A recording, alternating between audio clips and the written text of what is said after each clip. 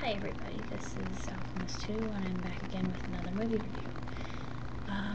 I hadn't seen The Social Network in movie theaters, but I had decided to rent it from Redbox, and to be honest with you, I really enjoyed it.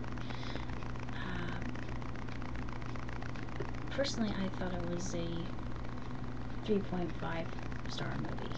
It was very well done, and it depicted the ruthless nature of Mark Zuckerberg quite well. And I just felt so sad for Eduardo. I couldn't believe that someone's own best friend, so-called, would take advantage of him, even though they created Facebook. Actually, they stole the idea from a set of twins who were in good means and affluent family, and of course the twins, they take the two to court, and this is a roller coaster ride of emotions throughout, and I thought that it had a really good message to it, and it just showed that money is the root of all evil. I know it sounds like a really trite statement and kind of a blanket statement, but I think that there's a lot of truth in that, and that Mark was very manipulative and also an intellectual, and he knew how to wield that intellectual ability to manipulate others, and it just, to me, I thought that was awful, that someone would use their talent for just in such a conniving way. It just, he came off to me as a huge jackass and a bastard, and I really didn't think that he was, but when the site started getting all those hits thanks to his friend's algorithm, which it wouldn't have had his friend not given him the algorithm, I think that he became overly confident and cocky, and it went to his head and he became greedy. And that's basically the whole message from this, is not to let greed corrupt you, because you can lose friends because of that. He really didn't have any friends. It was all his idea, and it was his plan, and he was living off of the money he was going to make, and it was just a whole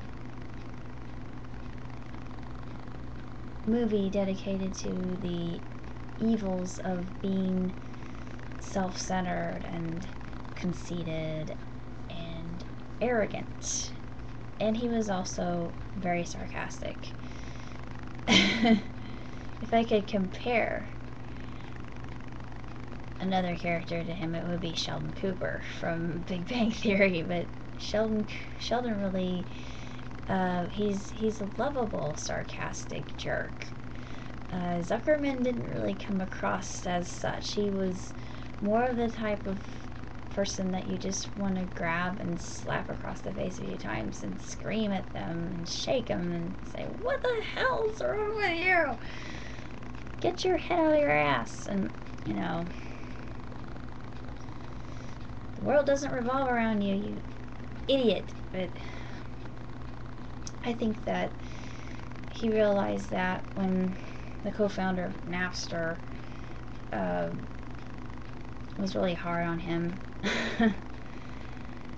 And actually it was that particular scene that I think showed just how much Mark had become corrupt, but he made it right in the end, and I thought that was good. Of course, I never knew what became of Mark and that girl. He kept refreshing her page at the end, and I think that signified that he still had longings for her and still loved her.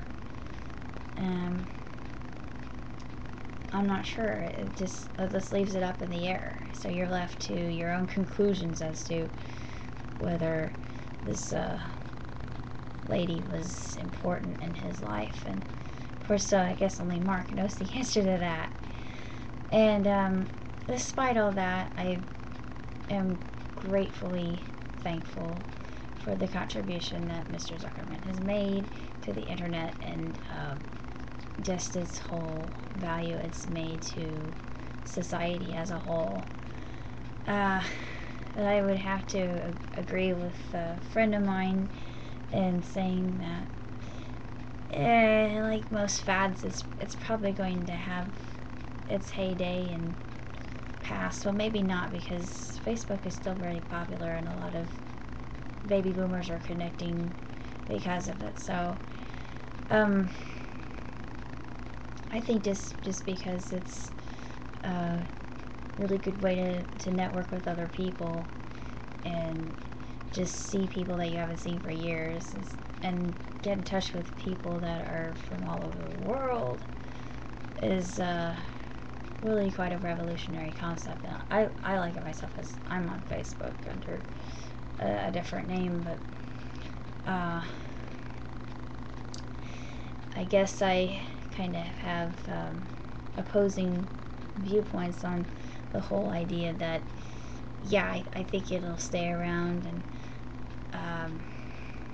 unlike the fads that come and go, I think it's going to be here to stay because it's unique in and of itself, and it just has made a lasting impression upon so many people, and it's actually become a noun or verb.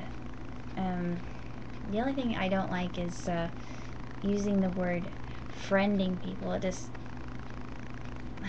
I don't really like the slang of that. It just rubs me the wrong way. I guess I'm old-fashioned, but if I want to befriend somebody, I do it in reality, in real time, or I can see them and interact with them on a personal level rather than through the internet. It's much nicer to me that way. I'm the type of person that likes social interaction, though I can't have that with my friends who are halfway across the globe. So thank you, Mr. Zuckerman, for making Facebook, and that's all I can say about that. But if you want to watch a movie that's really quite interesting and gives you the basis of how crazy frat parties are and college life and just how insane it is, and I never got involved with that scene when I was in college. I wasn't involved in any sororities, or I was involved with two clubs, poetry club and movie club, and that was about as wild and crazy as I got. I didn't do any drinking, partying, or anything like that, just because, I'm a scholar. It's not what I do. I'm a nerd, so everything will pay off for me because of that. And guess what? I'm back in college again, getting a different degree. But I'm sorry I got sidetracked. But it just gives you an idea of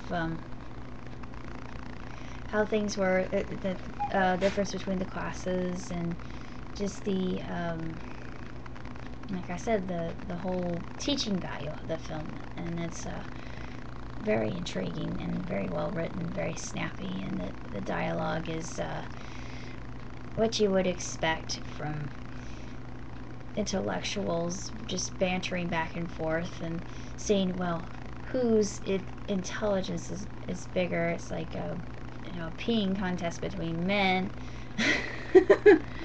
which is just inane, but that's what it boils down to if you really want to tell it like it is and call a spade. But I really enjoyed it. I thought it was a really good movie, and I really think if you are interested in how how Facebook actually evolved, that you would look into this. And I think that people that are in computer classes can learn a lot from this, and I would put this on the curriculum because it's very fascinating, and I thought it was very accurate picture of just the dynamic and how everything was made right at the end, which I think is a really good moral lesson, and just proves that no matter how horrible things get, you can make everything right in the end.